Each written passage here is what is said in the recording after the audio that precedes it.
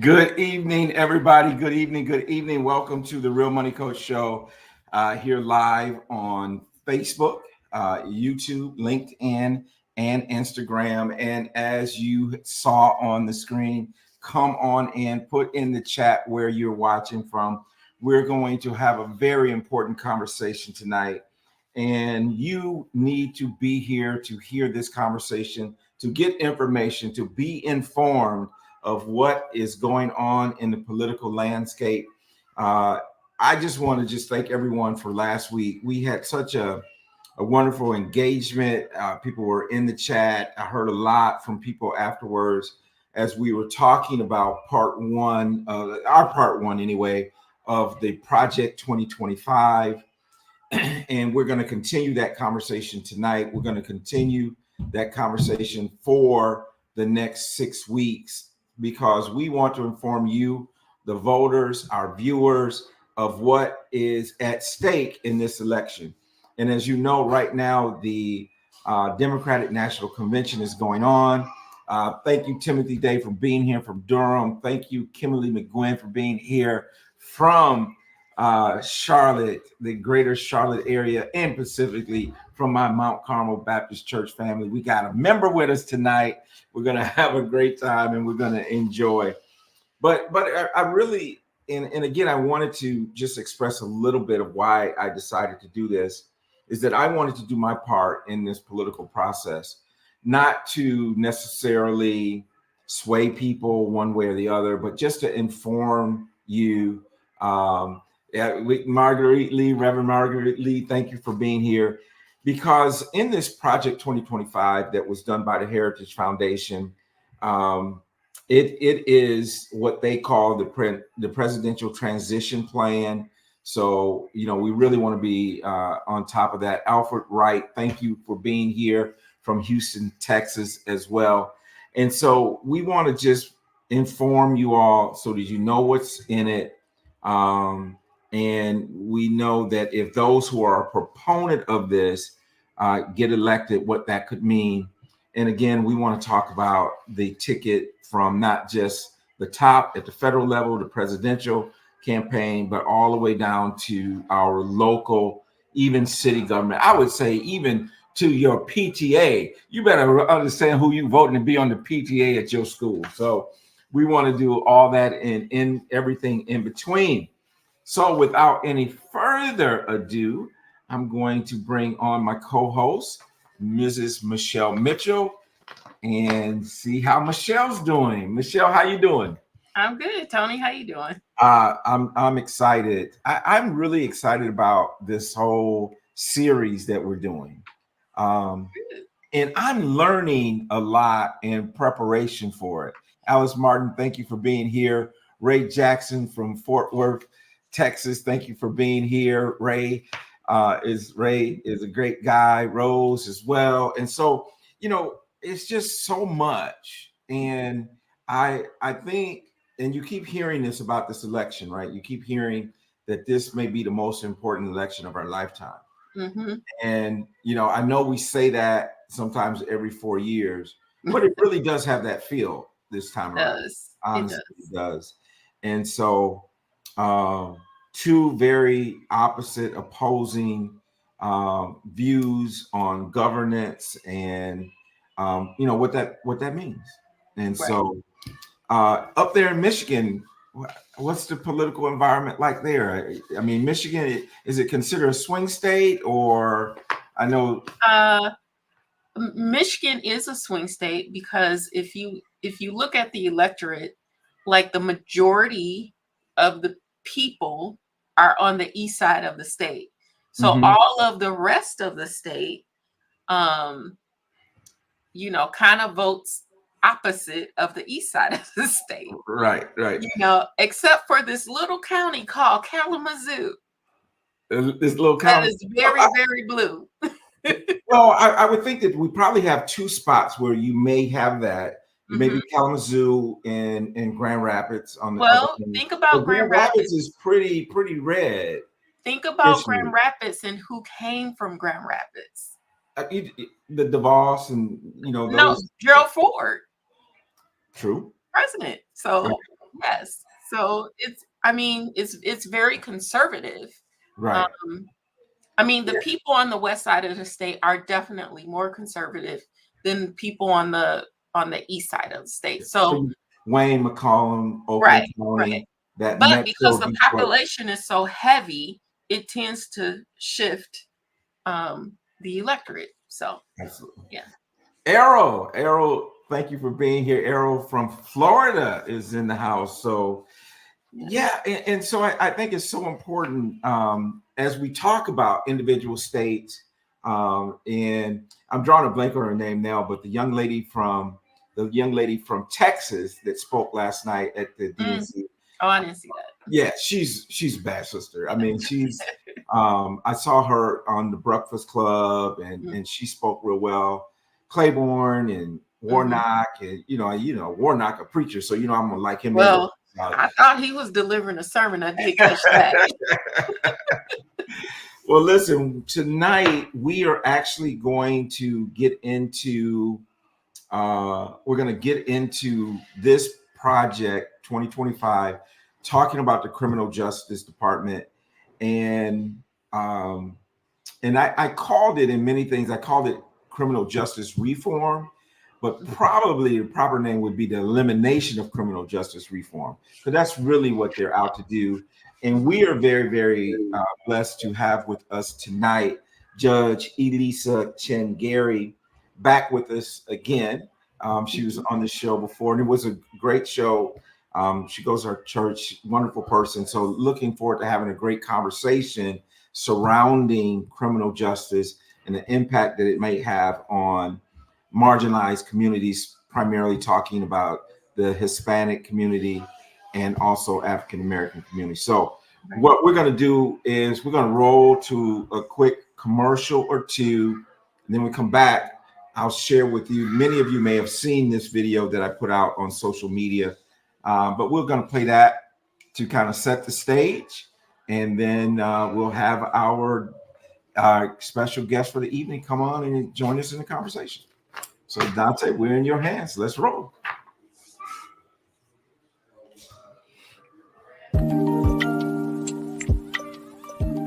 Do you have passion for your business but feel like your finances are falling short? Running a business takes more than a great idea. It takes a solid financial plan. Mitchell Consulting can help you turn your passion into profit with their financial advisory services. Get the financial guidance your business needs. Contact Mitchell Consulting to learn more about their passion to profit capabilities.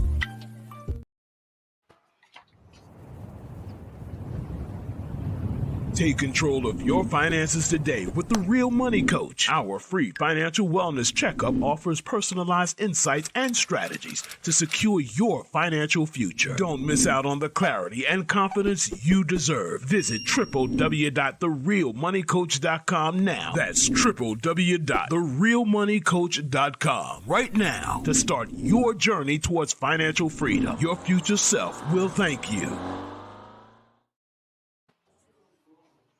All right, Michelle, for those who, and let me remind everyone, the podcast is there. If you happen to miss this and you just want to listen to it on Apple, Google, Spotify, any of those, it is available as a podcast.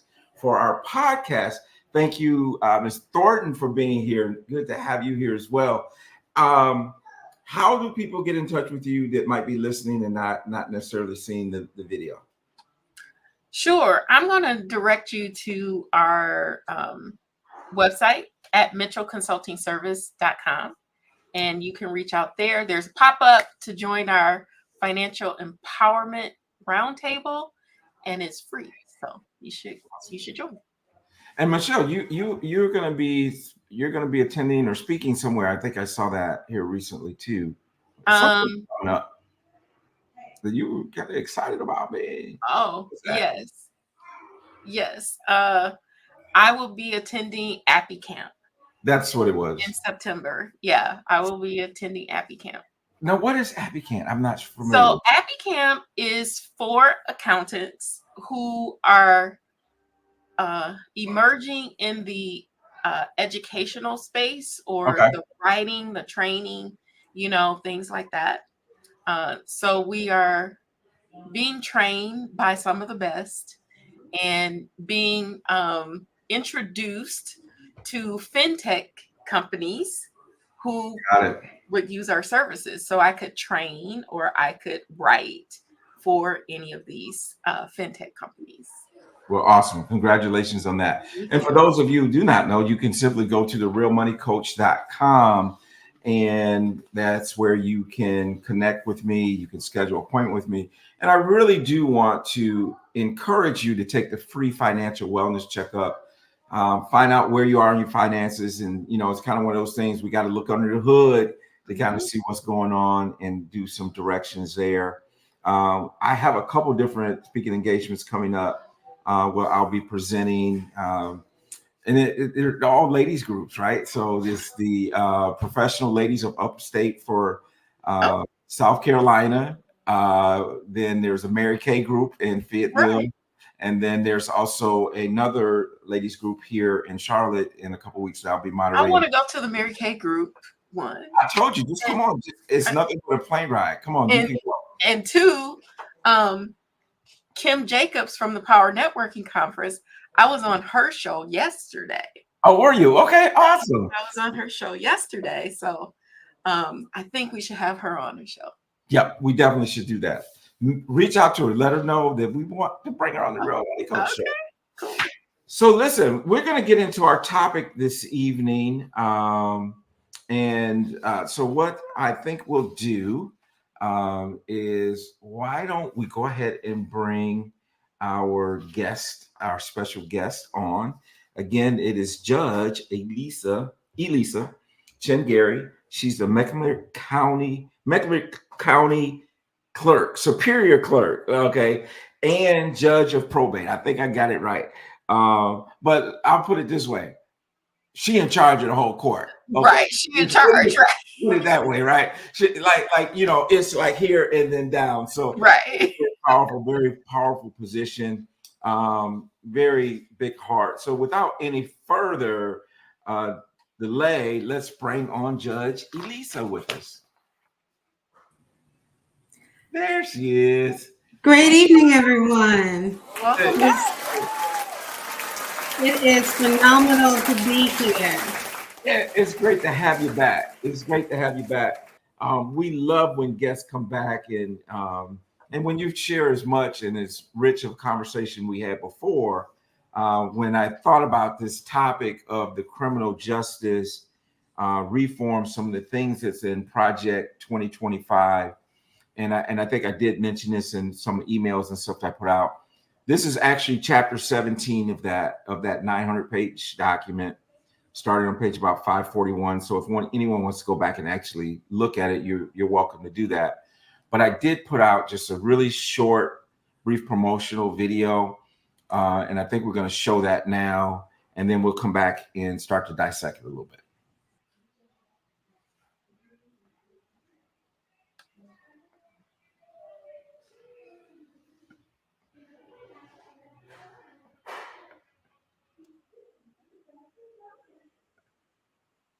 Part 2, and its potential impact on African American communities. On Tuesday, August 20th at 8 p.m., we'll explore how expanded law enforcement could worsen economic inequality and perpetuate cycles of poverty and incarceration. This portion of Project 2025 is found in Chapter 17 of the 900-page document. Project 2025's expansion of law enforcement and capital punishment may disproportionately affect African Americans. Despite being 13% of the U.S. population, African Americans represent 33% of the prison population, highlighting systemic racial disparities in the criminal justice system. The economic impact of overrepresentation in the criminal justice system is significant. Incarceration disrupts employment, leading to long-term unemployment, which exacerbates the wealth gap between Black and white households. The median wealth of white households is nearly 10 times that of African American households, a disparity that is only widened by the economic consequences of mass incarceration. Increased law enforcement efforts under Project 2025 could lead to more encounters between African Americans and police, fueling the cycle of incarceration. Racial bias in policing and other discriminatory practices result in higher arrest and incarceration rates for African Americans. The financial burden of the criminal justice system on African American communities is severe. Legal costs and loss of income due to incarceration push families further into poverty, contributing to economic marginalization. The emphasis on capital punishment under Project 2025 is concerning. African Americans are disproportionately sentenced to death, especially when the victim is white, reflecting systemic racial bias in the justice system. According to the Death Penalty Information Center, African Americans make up 41% of death row inmates, despite only comprising 13% of the population. Project 2025's expansion of law enforcement and capital punishment could devastate African American communities. It risks perpetuating poverty, exacerbating economic inequalities, and entrenching racial disparities in the justice system. Join us for this very important conversation on the Real Money Coach live show on YouTube, Tuesday, April 20th at 8 p.m. Eastern. With our special guest, Judge Elisa Chinn-Gary, we will delve deeper into these issues. Subscribe to our YouTube channel so that you will be notified when we go live. Thank you for watching, and we hope to see you there. So here we are. So here we are. I just want to give 5 points, and then I want you guys to kind of, let's just dive into it. So the emphasis on law and order, Project 2025, there's 5 bullet points here. Increasing policing and surveillance to maintain law and order. Number 2, expand police forces and increase funding for law enforcement agencies. Implement advanced surveillance technologies. Advocate for tough on-crime legislation that imposes severe penalties for a wide range of offenses, and then prioritize incarceration over rehabilitation. Wow. Now, Wow. you just dropped the mic, Dr. Chin-Chi.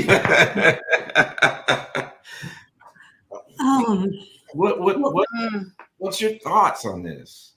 Well, I want to start by, again, thanking you for having me this evening to share in conversation about this important topic. Thank you for bringing all of the intricacies of Project 2025 to the fore, because 900 some odd pages, it is difficult to read the fine print of this plan. You know that Willie Lynch had a plan. How to create a slave, and Hitler had a plan about how to create a nation that was superior and rid the country of Jewish people. This is a plan, and it is not a plan that benefits, I believe, people of color, nor do I think it benefits democracy or our nation as a whole. So I appreciate the way that you have postured this conversation in having a conversation about how it harms even more people of color. We already are trying to struggle and survive in a system that is oppressing and underserving people of color, where justice is not meaningful to the degree that it should be. So some of the 5 things that you mentioned would even bring greater harm to our families, to our communities, to our legacy, and negatively impact generations to come. Yeah, I mean, it is really a mouthful. And, as we were talking about, even last week, we were talking about the Department of Education. When you look at some of the things that this part of the project does, it undoes a lot of the criminal or the justice reforms that have been taking place over the last few years. And we already know, as you mentioned so eloquently, that we already behind. And now this kind of is, I've heard people call it Jim Crow, 2.0, and different things in it. So, and one of the things that we didn't address, and I think that we want to do before we leave, is that part of this is also dealing with immigrants. Immigration. Thank you. I'm just heard immigration.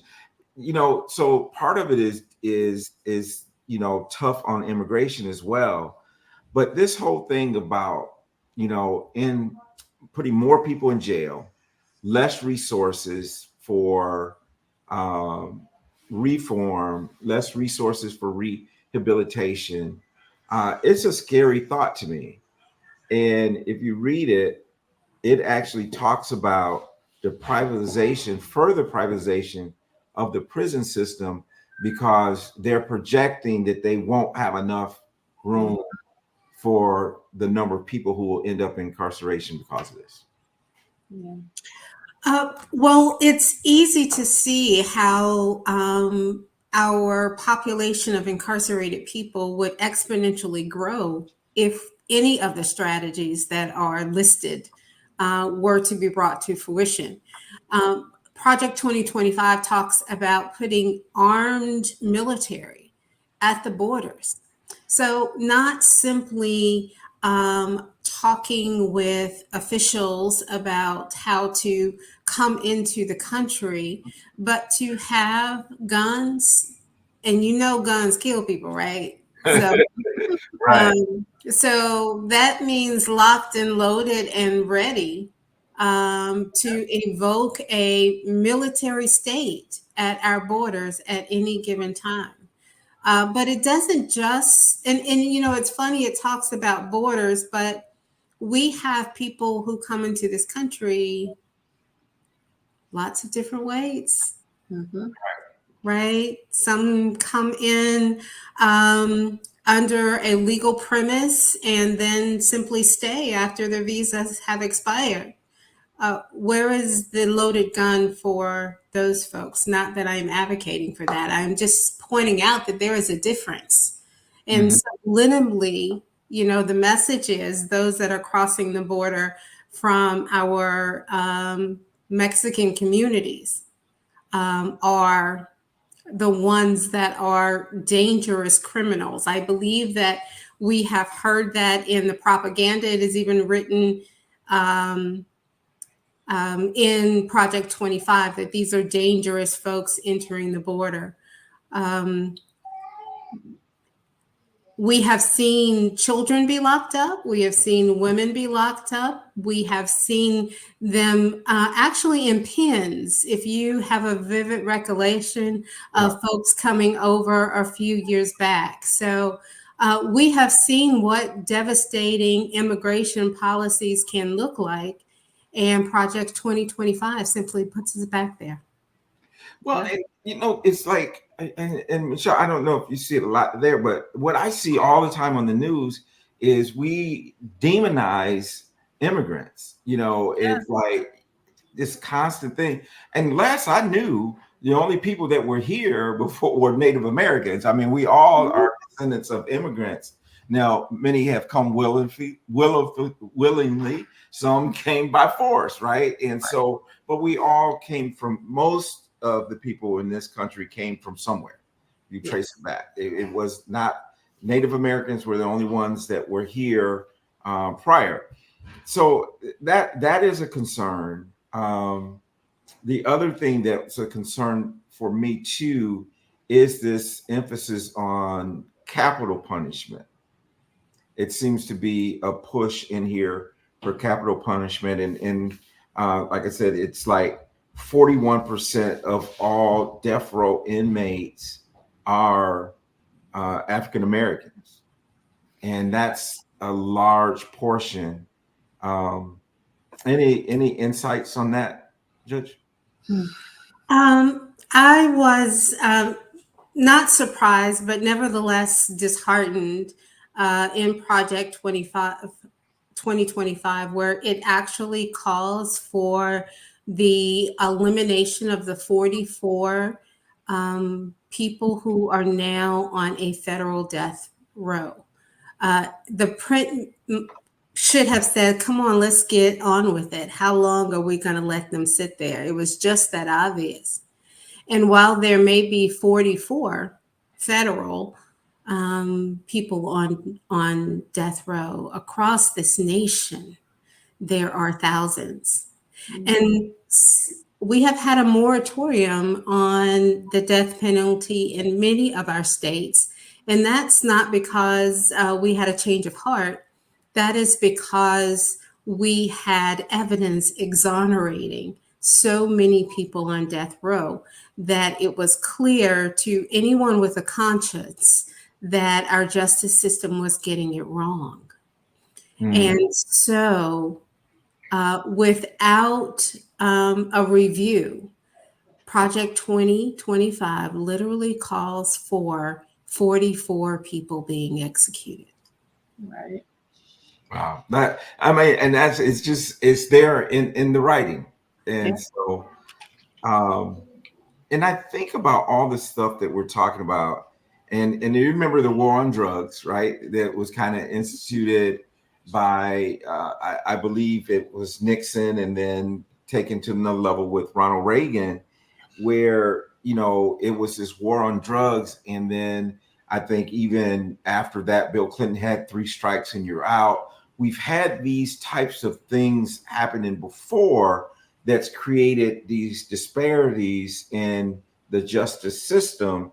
And it seems like this kind of takes us back into some of that. Yeah.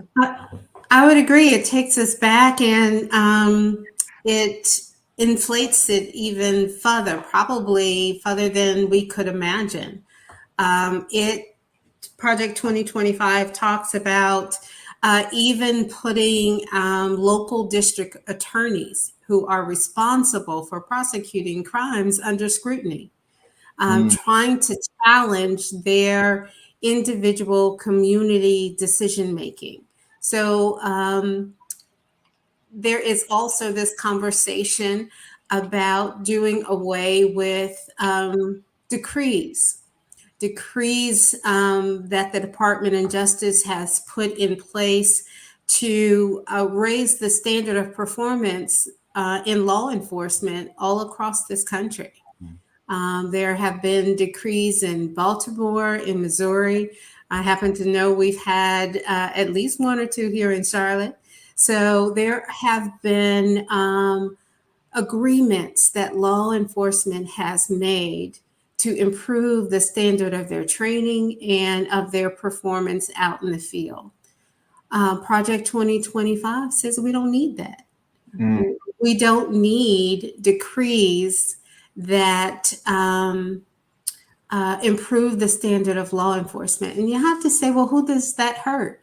I think you said that at the top of the show, that hurts us the most.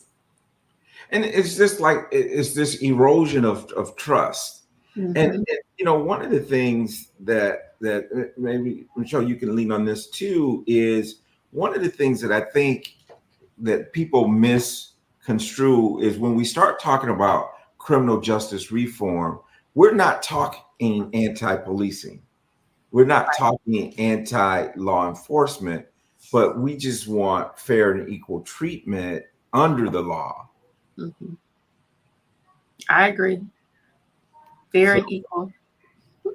Fair and equal, right?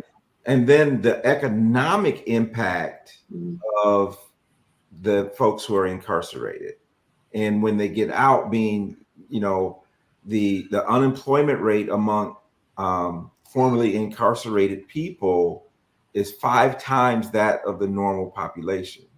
Yes. And and I understand, there's consequences for breaking the law. There's consequences for doing those things, but how do we give people a second chance? How do we express that grace that God has so given us to others, so that they can come back and not find themselves struggling and then end up as a repeat offender? So there's a lot of dynamics to this thing. Yeah. That's the biggest thing I saw in this part of the plan, is that there's no space for rehabilitation. We're not going to put any dollars towards it.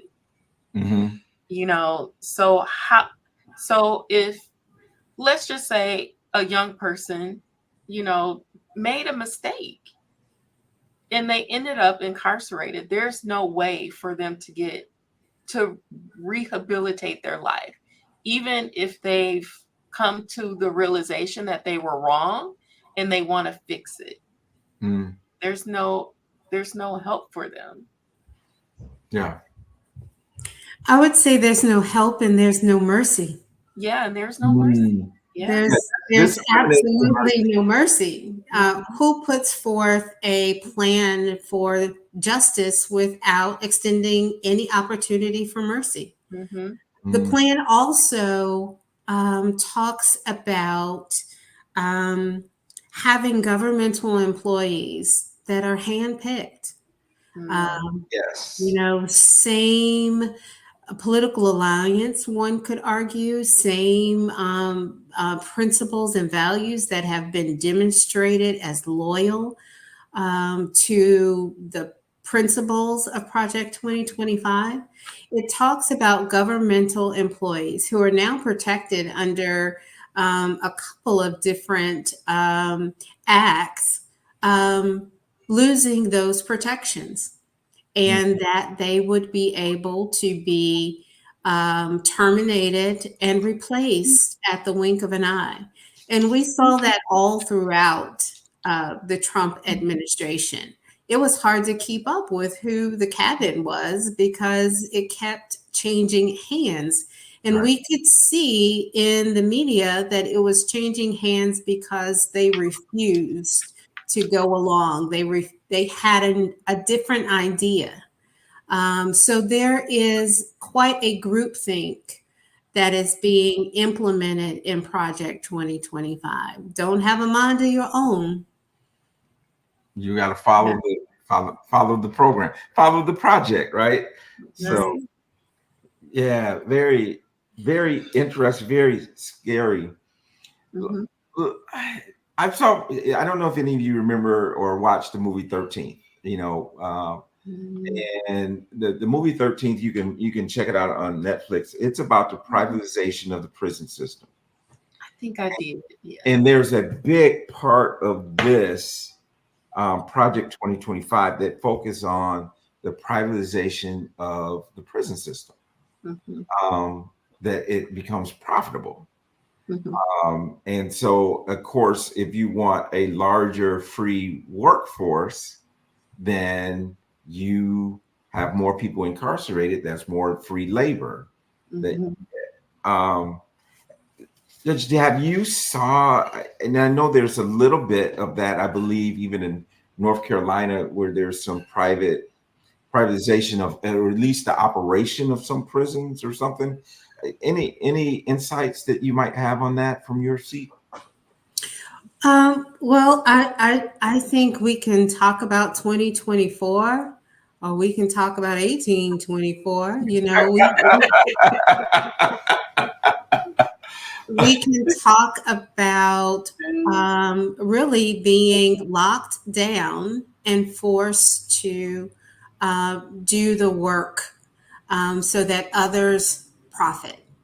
North Carolina in particular has a rich history of convict labor. Charlotte is still enjoying the wealth of that history. We're known as a banking institution, but we had a lot of what they called convict labor at the time, building roads. We had a major portal here in the Charlotte community that actually leased out inmates to other parts of the state in order to build roads.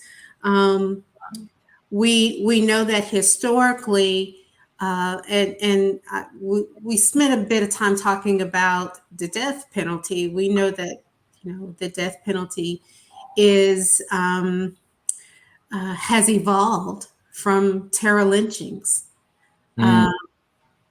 So whether we are talking about our community enduring lynchings, whether we are talking about mass incarceration, whether we are talking about today and the system of building wealth off of incarcerated people.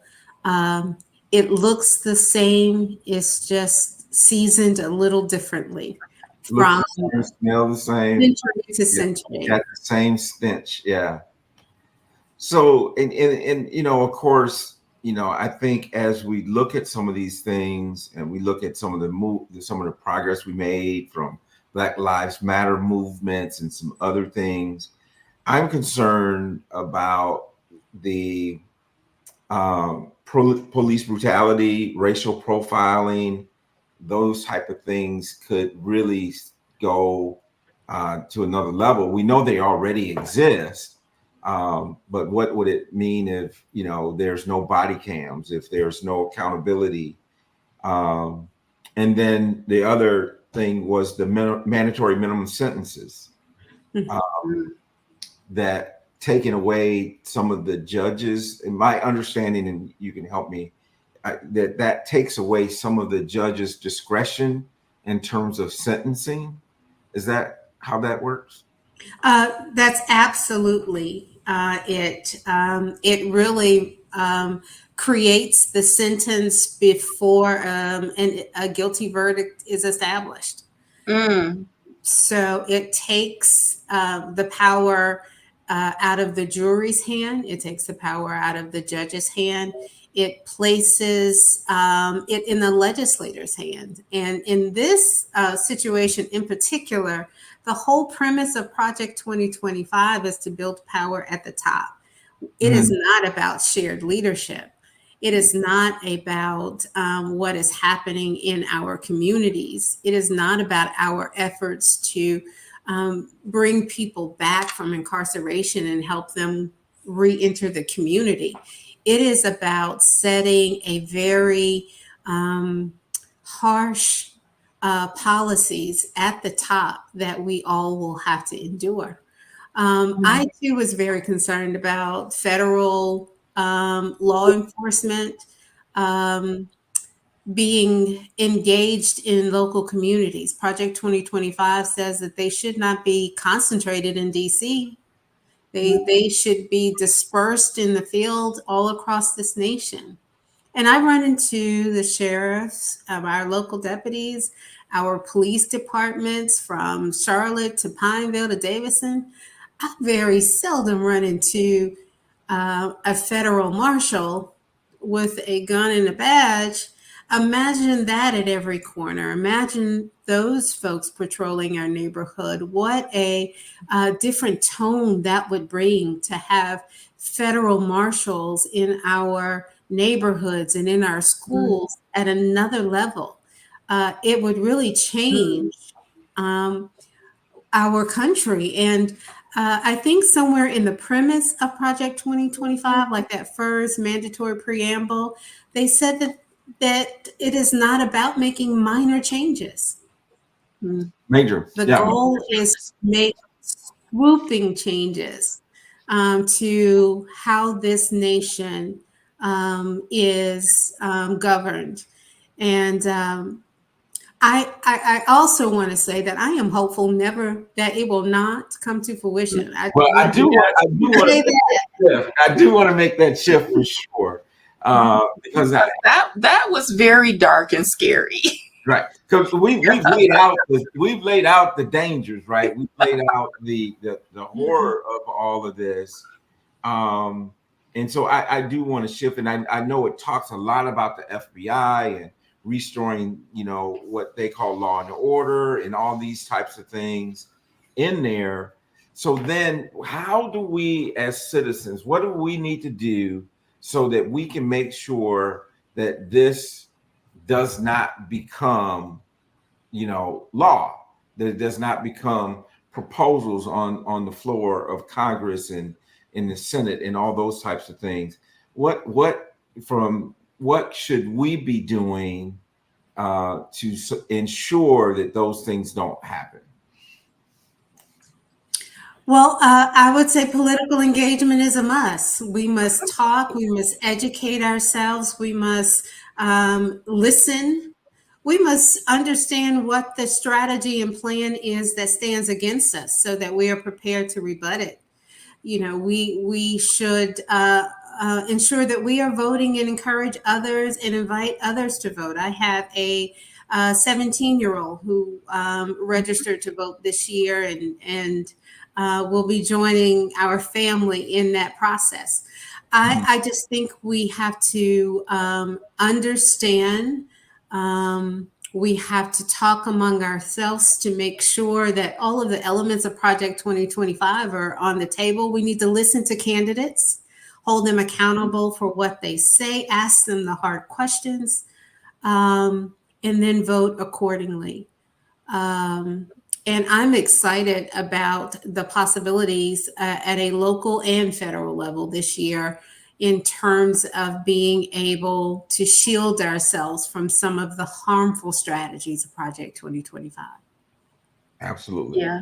Absolutely. And I would say that these are kitchen table topics that we need to talk to our families about amongst ourselves, right? Yeah. Well, and one of the things I did get some really positive feedback from last week. I had someone tell me that they decided that they were going to have a watch party for Thursday night in terms of the DNC. Another lady watched the show and she said that she went to action. She went and volunteered to handwrite postcards to send to swing states. And, we all can do our part.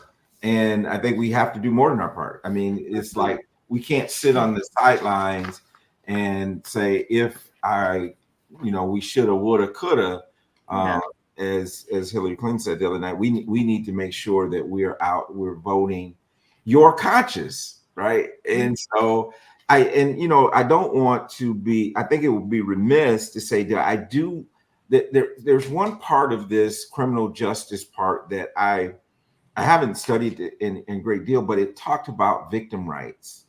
And I just kind of wondered, if you have any thoughts on some of the emphasis it makes on victim rights and that type of thing. On the surface, it seems like that could be something that's good, but what's your thoughts on it, Judge? I don't believe that I read that portion thoroughly, but I can tell you that a little small paragraph. Okay, it's a little small paragraph. Well, that says a lot in and of itself, right? Right. But I do respect the rights of victims to be heard, to have their say, to be a part of the process.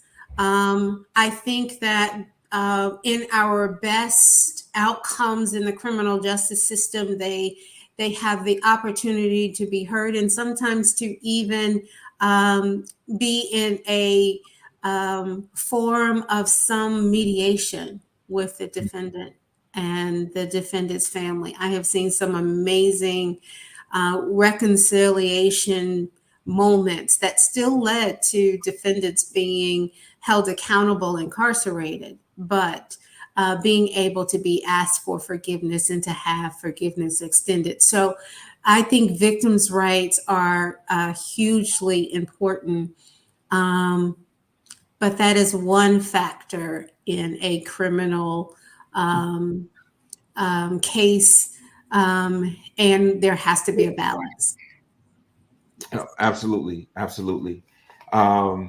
So, I guess the bottom line is that, we need to educate ourselves, educate others, get out there, vote, and let people know what's going on and how important these things are. And even I'm thinking, and Judge Elisa, if you have any thoughts on local election, I want to ask you, are you up for re-election this year? I don't know. But I also, what about the local politics? Any words of advice here at the grassroots level, local politics? I would say the same applies. Kitchen table conversations and educating yourself from a lot of different forums. Anytime you can catch a candidate in person, you're in the best place than reading on social media or reading someone else's opinion about them. And since I'm here in such good company with the money coach, I have to say that candidates need some coins. That's good. That's speaking for someone who's run before, right? That's right.